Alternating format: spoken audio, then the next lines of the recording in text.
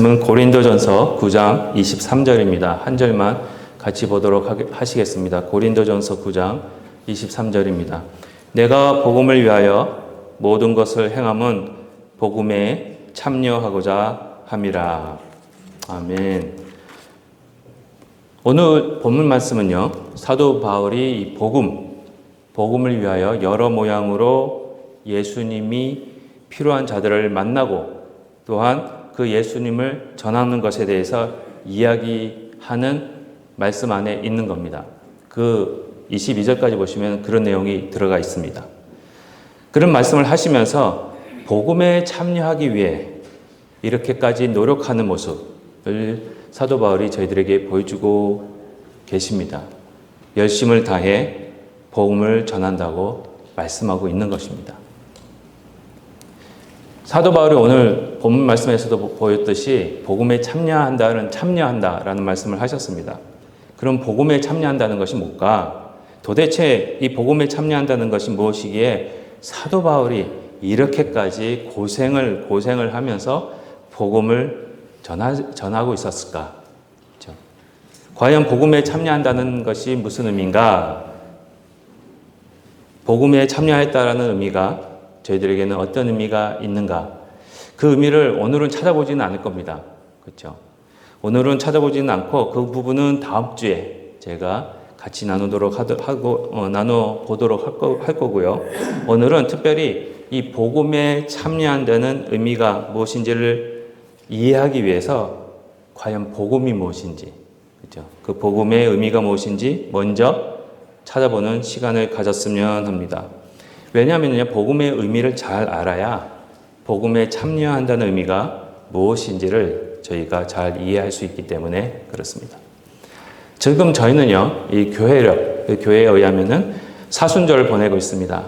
그리고 오늘은 사순절 세 번째 주일입니다. 사순절이라 하면은 이제 부활절 주일날 40일 전부터, 그렇죠? 쭉 기억하면 예수님의 죽으심과 부활을 기억하면서 보내는 절기를 말하고 있습니다.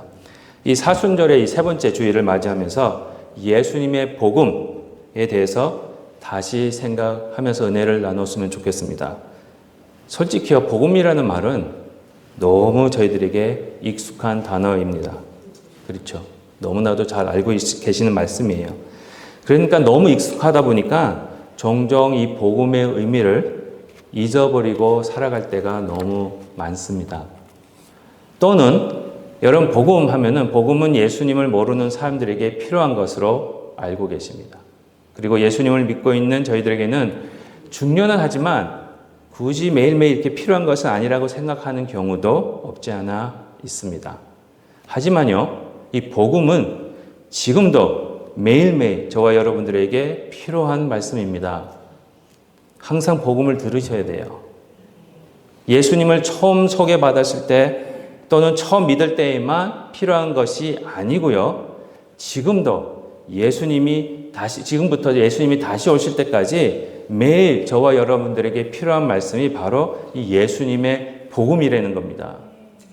매일 저희들에게 복음이 필요한데 그 이유가 뭐냐 하면 바로 예수님의 십자가 사건, 이 복음이죠. 그렇죠? 예수님의 십자가 사건은 지금도 저와 여러분들에게 여러분들 삶 속에서 영향을 미치고 있는 그 십자가의 능력이 여러분들을 주관하고 계시기 때문에 그렇습니다. 2000년 전에 끝난 사건이 아니에요. 이미 끝났지만은 지금까지 여러분들의 삶을 주관하고 계십니다. 그리고 예수님을 믿고 성령으로 거듭난 사건, 이 거듭난 사건조차도요, 지금까지 그리고 지금부터 앞으로도 계속 저와 여러분들에게 영향을 미치고 거듭난 자들로서 거듭남의 모습이 계속해서 나타나게 하시기 때문에 그렇습니다. 이런 이유 때문에 그리고 특별히 사순절을 보내면서 이 복음의 의미를 다시 찾아보면서 다시 은혜를 나눴으면 좋겠습니다. 첫 번째입니다. 첫 번째 복음의 의미는 저와 여러분들을 치료하시는 의미가 있습니다. 마태복음 4장 23절입니다. 마태복음 4장 23절 보시면 이런 말씀이 있습니다. 예수께서 온 갈릴리에 두루 다니사 그들의 회당에서 가르치시며 천국 복음을 전파하시며 백성 중에 모든 병과 모든 약한 것을 고치시니. 이 마태복음 말씀에서 보시면은요, 예수님께서 이 천국 복음을 전파하시고 계실 때에 동시에 병을 고쳐주시는 그런 일을 같이 하시고 계셨다는 것을 알 수 있습니다. 다시 말씀드리면은요, 이 복음과 치료하심이 같이 가고 있는 거예요. 전파되고 있는 겁니다. 복음이 있는 곳에 치료하심이 있는 겁니다. 복음이 있는 곳에 치료하심이 있어야 하는 이유가, 그리고 그 외에 같이 복음과 치료가 같이 가는지 그 내용이 마태복음에서 잘 설명이 되고 있습니다. 마태복음 9장 12절부터 13절 말씀입니다. 예수께서 들으시고 이르시되 건강한 자에게는 의사가 쓸데없고 병든 자에게라야 쓸데있느니라. 너희는 가서 내가 국류를 원하고 제사를 원하지 아니하노라 하신 뜻이 무엇인지 배우라. 나는 의인을 부르러 온 것이 아니요 죄인을 부르러 왔노라 하시니라. 예수님께서 이 땅에 오신 이유가 마치 병든 자에게 의사가 필요하고 의사가 찾아오시듯 저와 여러분들에게 저희들의 의사가 되시는 우리 예수님께서 죄로 인해 병들어 있는 저희들을 고쳐주시기 위해 이 땅에 오셨음을 알리고 계시는 겁니다. 저희들이 죄로 인해 병들어 있기 때문에 죄라는 병을 고칠 수 있는 그 그렇죠? 죄로 인해 병들어 있는 저희들을 고칠 수 있는 약은 하나밖에 없습니다. 그렇죠? 바로 하나님의 복음입니다. 예수님의 복음입니다. 이 복음을 저희들에게 주시기 위해 예수님이 이 땅에 오신 겁니다. 한번 생각해 보십시오. 만약에 어떤 약을 연구하는 연구원에서 약을 개발했습니다. 근데 그 약이 어떤 약이냐?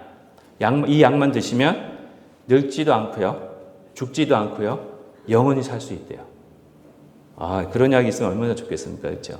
그게 무슨 소식이 있어요? 그 약을 개발하고는 그 약이 있다라고 뉴스에서 이렇게 소식을 전하면 그 소식이야말로 모든 분들에게 복음이 될 것입니다. 기쁜 소식, 그렇죠? 이와 같이 죄로 인해서요, 병들었고 망가져 있는 저와 여러분들을 치료하시고 고쳐주시고 영생할 수 있게 하시는 예수님이야말로 저와 여러분들에게 기쁜 소식, 즉 복음이 될 수밖에 없다고 말씀하고 계시는 겁니다. 그런데요, 이 기쁜 소식, 저희들을 치료하시는 소식, 고쳐주시는 이 좋은 소식이, 그렇죠? 저희가 그것이 정말 저희들에게 기쁜 소식이다라는 것을 깨닫기 위해서는요, 먼저 무엇이 필요하냐?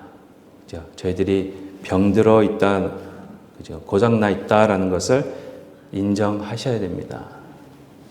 생각해 보십시오. 나는 아파요. 죽어가고 있어요. 근데 나는 건강하다 생각하면 병원에 가십니까? 안 가십니까?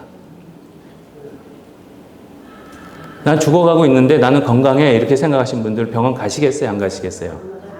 안 가죠. 왜 안 가십니까? 그렇죠. 건강하다고 생각하는데, 근데 내 속은 지금 죽어가고 있는데 내가 아무리 건강하다고 생각한다 해도 결국에는 죽을 수밖에 없는 겁니다. 그런 분들은 병원에 안 가요. 똑같습니다. 내가 죄가 없다고 생각하면은 예수님이 필요 없다고 생각해요. 예수님을 찾을 수가 없어요. 그래서 내가 죄인임을 깨닫는 것도 정말 하나님이 주시는 은혜임을 알 수가 있는 겁니다. 그럼 왜 우리가 죄인이냐? 태초에 하나님께서 아담과 하와를 만드셨습니다. 그렇죠? 그리고 에덴 동산에서 살게 하실 때 그들은 건강한 모습으로 정상적인 모습을 가지고 생활을 하고 있었습니다. 그렇지만 이 하나님의 말씀에 불순종하기 시작하면서 특별히 먹지 말라던 이 선악을 알게 하는 나무를, 그 열매를 먹음으로 인해서 하나님과 단절이 되었고요. 에덴 동산에서 쫓겨남으로 인해 더 이상 에덴 동산 안에 있는 생명나무를 어떻게 해요? 먹지 못하게 되면서부터 죽어가기 시작했던 겁니다. 이 부분은 지금 시간상 설명해 드릴 수가 없어요. 예. 이제 창세기를 보시면 그 내용이 나오는데 하여튼 그렇습니다. 그래서 쫓겨난 거예요. 그러니까 더 이상 생명나무를 먹을 수가 없는 거예요. 뭔가 죽어가기 시작하는 겁니다. 그리고 하나님 말씀에서 나오니까 비정상적인 삶을, 고장난 삶을 살 수밖에 없는 거예요. 그런 삶이 시작된 것입니다. 태초에 하나님께서 사람을 하나님의 형상으로 만드셨습니다. 그 하나님의 형상으로 창조하실 때 그 사람을 통해 하나님의 형상이 다른 피조물들에게 정확하게 나타나게 하시기를 원하셨습니다. 그 하나님의 형상으로 창조된 사람의 본래 모습, 정상적인 모습은요, 하나님 말씀에 온전히 순종하면서 하나님이 창조자이심을 바로 알리는 것이었습니다.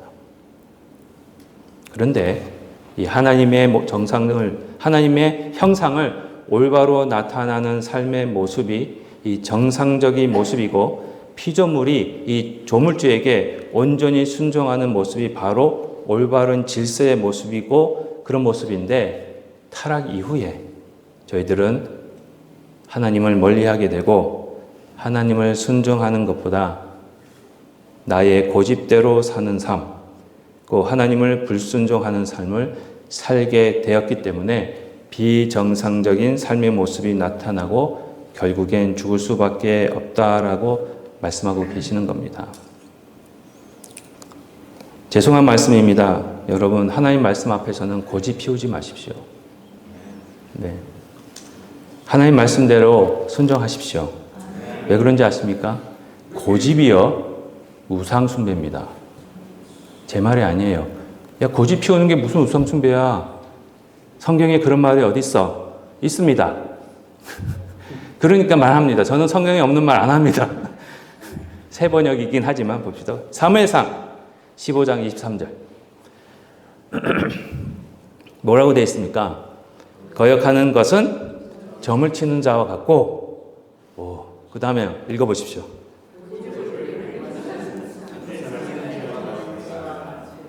고집 피우지 마십시오. 특별히 하나님 말씀 앞에서, 예, 내 이웃을 내 몸과 같이 사랑하라. 하나님 아무리 이렇게 말씀하셔도요, 안 됩니다. 다 그렇게 살아가고 있는데, 사랑 못할 사람은 못하고 있는데, 저 사람은 저한테 사랑받을 만한 자격이 없는 사람인데 저는 절대로 못합니다. 고집 피우지 마십시오. 뭐라고요? 고집을 부리는 것은 하나님의 축복이 함께 하시길. 두 번만 말씀을 하셨어. 맞습니다. 고집을 부리는 것은 우리 모든 분들에게 하나님의 축복이 함께 하시기를 기도합니다. 진짜 우리 새언약교회. 예, 감사합니다. 이런 고집을 부리고 불순종하던 저희들이었어요. 그렇죠? 다 인정하셔야 돼요. 우린 고집 불통을 가지고 있는 사람들입니다. 그렇죠? 근데 이런 사람들을, 저희들을 고쳐주시고 회복해 주시고 영생을 주셔서 영생을 살게 하시기 위해 예수님이 이 땅에 오셔서 감사와 기쁨과 영원한 생명이 있는 천국에 대한 소식을 전해주심으로 인해 저와 여러분들을 다시 살리시는 일을, 그 일을 위해서 십자가 위에서 죽으시고 3일 만에 부활하신 겁니다. 이 복음의 사건 때문에, 이 십자가의 사건 때문에, 이 부활의 사건 때문에 사도 바울이 고린도전서에서 다음과 같이 또 이야기하고 있습니다. 고린도전서 15장 53절입니다. 53절에서 55절까지요.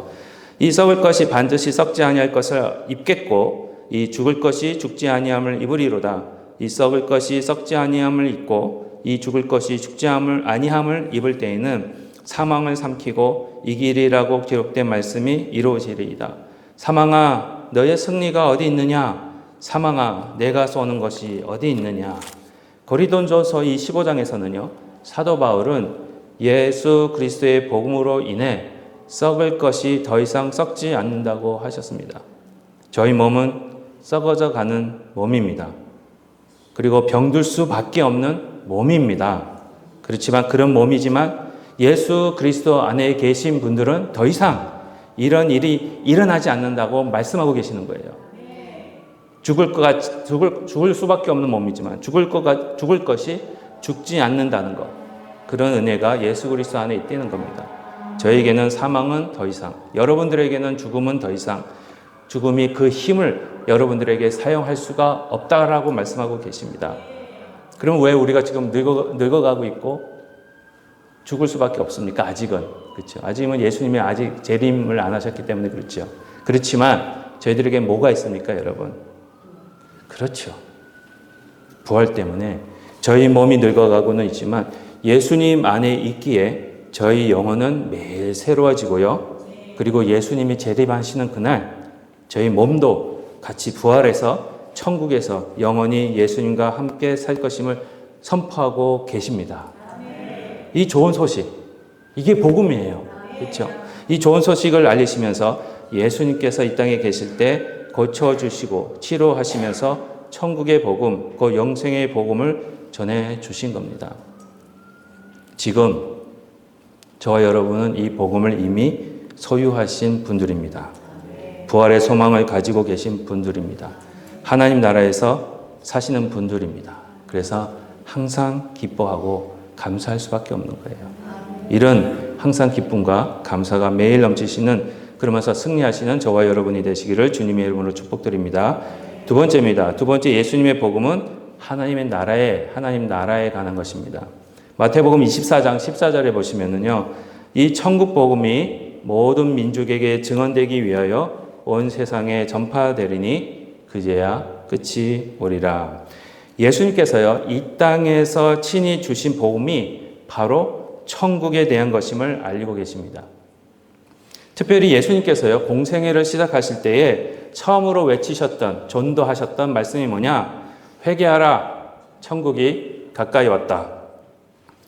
이와 같이 모든 복음서를 통틀어서요, 예수님의 메시지들 중에 가장 중심에 서 있는 중요한 내용이 바로 하나님 나라입니다. 예수님께서는요, 이 하나님 나라에 대해서 전하시고 하나님 나라를 이 땅에 가지고 오셨습니다. 그래서 마태복음 12장 28절에 보면 이런 말씀이 있습니다. 그러나 내가 하나님의 성령을 힘입어 귀신을 쫓아내는 것이면 하나님의 나라가 이미 너에게 임하였느니라. 예수님께서 이 땅에 살아계실 때에 귀신을 내쫓으셨습니까? 못 내쫓으셨습니까? 그렇죠. 그렇기 때문에 이 땅에 하나님의 나라가 이미 이루어졌다는 거예요. 이 말씀에서 하나님의 나라는 장소적인 개념은 아닙니다. 솔직히. 물론 예수님께서 하나님의 나라에 대해서 말씀하실 때 장소의 개념, 여러분들이 앞으로 가실 나라, 그런 개념도 있습니다. 하지만 예수님께서 말씀하실 때 하나님 나라는 대부분은 장소의 개념보다는 주권의 개념입니다. 주권의 개념이 뭐냐? 다스리심의 개념이에요. 하나님이 다스리신다는 겁니다. 예수님께서 이 땅에 오셔서 귀신을 내쫓으시고 복음을 친히 온 천하에 전하실 때에 하나님이 이 세상을 그리고 이 땅을 다스리고 계심을 증거하고 계시는 겁니다. 여기서 오해가 없으시기 바랍니다. 예수님의 공생애 동안 하나님 나라가 임하셨음을 보여주셨다고 해서요, 예수님이 이 땅에 오시기 전에, 예수님이 공생애 하시기 전까지는 그러면 하나님의 다스리심이 이 땅에 없었나? 이렇게 생각하시면 안 됩니다. 물론 하나님은 항상 태초 이후로 항상 변함없이 모든 나라와 모든 피조물들을 다스리고 계셨고요. 지금도 다스리고 계시고 앞으로도 다스릴 것입니다. 다만 사람들이 하나님의 이 주권, 하나님의 왕되심을 그리고 그의 다스리심을 인정하기 싫어하고 있었을 뿐입니다. 사무엘상 8장 7절이에요. 8장 7절. 여호와께서 사무엘에게 이르실 때 백성이 내게 한 말을 다 들으라. 이는 그들이 너를 버림이 아니요 나를 버려 자기들의 왕이 되지 못하게 함이니라. 사무엘 시대 때요, 이스라엘 백성들이 사무엘에게 와서 다른 나라들처럼 왕을 세워달라고 요청을 합니다. 그랬을 때 사무엘이 굉장히 마음이 상했어요. 삐쳤어요. 왜 내가 있는데, 왜 하나님이 계신데 왜 왕을 요구하지? 그거였어요. 그럴 때 하나님께서 삐쳐있는 사무엘에게, 기분 나빠서 막 시험에 들어있는 사무엘에게 위로하시면서 말씀하신 내용이 이겁니다. 이스라엘 백성들이 사무엘에게 왕을 요구하는 이유가 여호와 하나님께서는 항상 이스라엘의 왕이셨음에도 불구하고 이스라엘 백성들이 하나님을 그들의 왕이 되지 못하게 하나님을 버렸기 때문이라고 말씀하고 계시는 겁니다. 사무엘아, 삐치지 마라. 너를 버린 게 아니라 나를 버렸다. 하나님 나를 더 이상 왕이 되지 못하게 그들이 버렸다, 그 말씀이에요. 그런데 하나님 버린 이유가 뭔지 아십니까? 참 기가 막혀요. 이스라엘 백성들이 하나님의 그들의 왕이 되신 버린 이유가 이웃에 있는, 그렇죠? 이웃에 있는 특별히 우상을 숭배하는 다른 나라들처럼 되기 원했기 때문에 그렇습니다. 그들이 하는 말을 들어보십시오. 다른 나라들처럼 우리에게 왕이 있게 해 주십시오. 하나님의 나라의 모습이 아니라 세상 나라의 모습을 닮아가길 원했기 때문에, 그리고 세상의 모습을 닮아가려고 하다 보니까 하나님을 버린 거예요. 이런 이스라엘 백성들과 같이 창조 이후로 하나님은 항상 여러분들의 왕이시고 왕이셨었고요. 지금도 왕이시고요. 앞으로는 또 왕이실 겁니다. 그런데 너무 빨리 하지 마십시오. 아멘. 다 한국말은 끝까지 들으셔야 됩니다. 예. 영어는 좀 좋은 것 같아요. 영어는 동사가 먼저 나오기 때문에 아는데 한국말은 동사가 맨 뒤에 나오면 끝까지 들으십시오. 그런데 하나님이 나의 왕으로서 나에게 명령하고 나의 삶을 주장하는 것이 싫은 거예요. 아무도 나에게 이래라 저래라 이거 해라 저거 해라 할 수 없어. 나에게 명령하면 굉장히 기분 나빠하시죠. 심지어 하나님이라 하도 나에게 명령할 수 없어. 이런 생각을 하시면서 하나님을 왕으로 섬기지 않고 하나님을 버렸다라는 겁니다. 이런 사람들에게 예수님이 찾아오셔서 하나님의 주권과 하나님이 왕이심을 다시 알리시고 회복하셨다라는 겁니다. 하나님 나라는. 하나님을 왕으로 섬기는 삶이 바로 정상적인 삶이고요. 질서 있는 삶이고요. 여러분들에게 생명을 주시는 방법이기 때문에 예수님께서 이 복음을 전하신 겁니다. 하나님의 나라. 그럼 어떻게 하나님의 주권을 인정하고 하나님을 왕으로 섬길 수 있겠습니까? 아주 간단합니다. 그 방법은 예수님께 있습니다. 말씀이 육신이 되신 예수님께서, 그리고 삼위일체 중 성자 하나님이 되시는 예수님께서 하나님의 나라에 대해서 말씀하시면서 예수님 자신이 왕 중의 왕이심을 알리고 계시는 거예요. 그런 예수님을 왕으로 섬길 때에 저와 여러분들이 온전히 하나님을 왕으로 섬길 수 있는 것입니다. 예수님이 왕이시다라는 것은 이미 구약에서 말씀하고 계십니다. 구약 성경 스가랴 9장 9절 보시면 이런 말씀이 있습니다. 다 아시는 말씀이죠. 시온에 따라 크게 기뻐할지어다. 예루살렘에 따라 즐거이 부를지어다. 보라, 내 왕이 내게 임하시나니 그는 공의로우시며 구원을 베푸시며 겸손하여서 나귀를 타시나니 나귀의 작은 것 곧 나귀 새끼니라. 이 말씀을 보시면 누가 생각이 나십니까? 그렇죠. 왜? 저희가 사순절 지키는 게 이거잖아요. 예수님께 말씀에서 나귀를 타고 예루살렘으로 오시는 분이 왕이라고 스가랴서는 말합니다. 그렇다면 이 말씀의 신약시대에 예수님께서 나귀를 타고 예루살렘으로 들어가시는 모습을 통해서 예수님이야말로 왕이심이 이루어졌음을 알 수 있는 겁니다. 스가랴에 의하면 예수님이 나귀 새끼를 타고 예루살렘으로 들어가셨기 때문에 예수님이 왕이시라는 거예요. 또한 예수님께서 태어나실 때 천사에 의해서 예수님이 왕이심이 선포되어졌습니다. 누가복음 1장 31절에서 33절입니다. 보라, 내가 잉태하여 아들을 낳으리니 그 이름을 예수라 하라.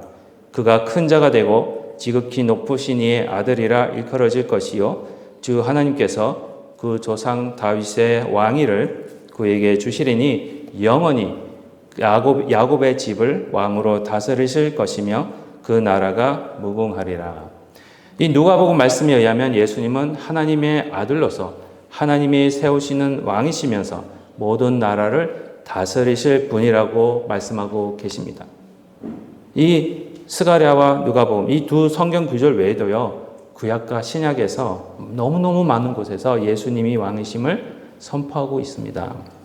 성경 66권, 그렇죠? 성경 66권에서 예수님이 모든 천지 만물의 왕이시며 다스리는 분이심이 선포되면서 예수님이 저와 여러분들의 왕이시고 주인이 되심을 말씀하고 계십니다. 여러분들은 이 시간에 여러분들에게 여쭙겠습니다.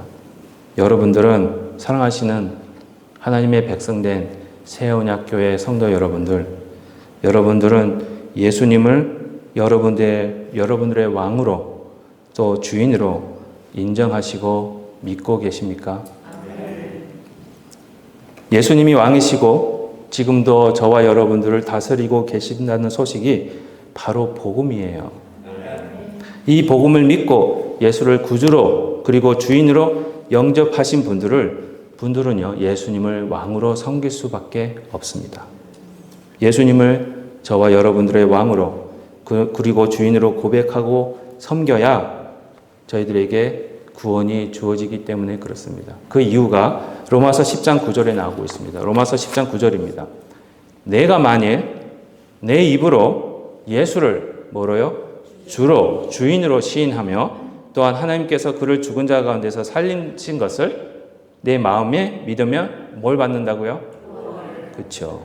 로마서 말씀은요, 예수님을 우리의 주인으로 고백할 때, 그리고 예수님의 부활을 우리가 믿을 때, 여러분과 저에게 구원을 주신, 그리고 저희가 구원을 받을 수 있다라고 말씀을 하시는 겁니다.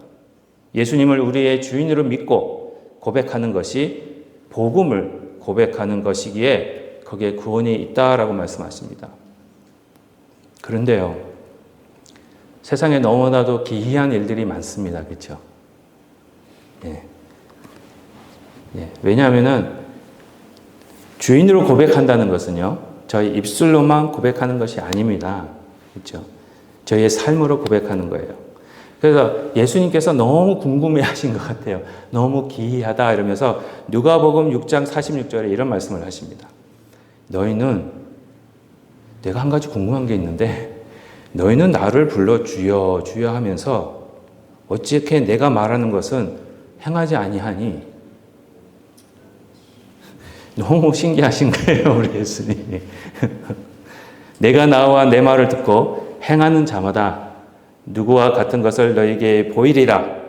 집을 짓되 깊이 파고 주추를 반석 위에 놓은 사람과 같으니 큰 물이 나서 탕류가 그 집에 부딪히되 잘 지었기 때문에 능히 요동하지 못하게 하였거니와 듣고 행하지 아니하는 자는 주추 없이 흙 위에 집 지은 사람과 같으니 탕류가 부딪힘에 집이 곧 무너져 파괴됨이 심하니라 하시니라. 이 누가복음 6장 말씀에서요, 말과 행동이 다른, 예수님을 주여 주여 입술로만 하고 말씀대로 살지 않는 자들을 종교 활동하는 자들을 봅니다. 말과 행동이 같은 것을 믿음으로 보여주고 계십니다. 예수님을 우리의 입술로 주인으로 고백하면서 예수님이 하신 말씀에 순종하지 않는 것을 종교 활동이라고 합니다. 가짜입니다. 종교 활동하지 마십시오. 이 종교 활동은 복음이 아닙니다. 저희들에게 구원을 주지 못합니다. 하지만 말과 행동이 같은 이 언행일치의 믿음은 바로 예수님의 말씀에 온전히 순종하는 복음을 믿고 삶에서 적용하는 살아있는 믿음, 즉 하나님 나라로 인도하는 믿음임을 알고 계시는 거예요. 말로만 예수님을 주인으로 고백하십니까? 아니면 언행일치가 있으십니까? 오늘 요거 하나는 기억하십시오. 언행일치의 믿음. 예수님을 주인으로 고백하시면 저희 행동도 예수님을 주인으로 섬기는 모습으로 움직여야 합니다. 저희의 말과 행동이 일치하게 하시기 위해 예수님이 이 땅에 오셨고요. 십자가 위에서 죽으셨고요. 부활하신 것입니다. 지금도 성령을 저에게 주시어 저희 성령에 의해서 이끌리면서 그 삶에 순종하는 삶을 살게 하시는 겁니다. 예수님이 왕이시라는 거. 그렇죠? 여러분들이 왕이 아닙니다. 여러분들 자신이 여러분들의 삶의 주인이 아니에요. 우리 예수님이에요. 예수님이에요. 예수님을 주인으로 모시고 사는 자들로서 갈라디아서 2장 20절에서는요. 그리스도와 함께 십자가에 못 박혔고 그래서 죽었고 지금은 오직 예수님을 믿는 믿음 안에서 사는 자들임을 사도 바울은 확인하고 계시는 겁니다. 또한 로마서 14장 8절입니다. 로마서 14장 8절. 여러분들의 주인은 예수님이시기 때문에 우리가 살아도 주를 위하여 살고 죽어도 주를 위하여 죽나니 그러므로 사나 죽으나 우리는 누구의 것입니까? 주의 것이다. 이 고백 아멘만 여기서만 나왔어요. 이쪽도 제발 아멘 좀 믿으십시오. 감사합니다, 장로님. 믿고 계시는 거 다 알아요. 아는데 입으로도 고백하십시오. 예, 그렇죠. 입으로 맞죠? 전도 맞죠? 정확하게 말씀하셨네, 우리 전도사님이. 입으로 고백하고, 그렇죠. 마음으로 믿으면, 그렇죠. 이 고백이 우리가 주의 것이라는 고백이 저절로 저희 삶 속에서 증거되어지는 것. 그걸 위해서 예수님이 이 땅에 오신 겁니다. 예수님의 복음을 소유하시고 진정한 복음의 기쁨을 누리시는 저와 여러분이 되시기를 축복드립니다. 결론적으로 말씀드리겠습니다. 복음은요. 예수님에 가는 겁니다. 예수님이에요. 예수님밖에 없어요. 예수님으로 인해 살고 예수님으로 인해 죽고 사나 죽으나 예수님밖에 없습니다. 왕으로 이 땅에 오셨고 십자가 위에서 모든 죽음의 권세를 깨뜨리셨고 부활하시고 온전한 승리를 거두신 이 예수님에 관한 소식이 바로 좋은 소식, 꼭 복음이라는 겁니다. 이 예수님이 이 복음을 전하시면서 복음이 전파되는 곳마다 치료되어지는 역사, 그렇죠? 고침을 받는 역사가 이루어진 것이 또한 복음의 모습입니다. 마치 어둠이 있는데 빛이 가면 어둠이 없어집니다. 그렇죠? 그렇듯이 복음이 가는 곳마다 고침을 받는 역사가 이루어지는 역사가 있는 겁니다. 죄로 인해 하나님으로부터 단절돼서 망가져 있는 저희들을 원래의 모습으로 고쳐주시고 치료해 주시는 것이 바로 예수님의 복음입니다. 또한 예수님의 복음은 하나님 나라를 선포하고 계십니다. 하나님의 주권과 예수님의 다스리심이 지금 이곳에 있음을 저희들은 알고 고백합니다. 이 고백이 말로만 되어지는 고백이 아니라 저희의 마음을 울리고 저희의 삶을 바꾸고 저희 행동이 예수님 말씀에 순종하는 행동으로 변화되어졌다는 것, 변화되어져 가고 있다는 것을 보여주는 고백이 저희들이 복음 안에 있다라는 증거입니다. 지금도 그리고 앞으로 매일 예수님의 복음으로 고침을 받고 예수님을 주인으로 또는 왕으로 섬기면서 예수님을 위해 살아가는 저와 여러분들이 되시기를 주님의 이름으로 축복하며 기도합니다. 기도하시겠습니다.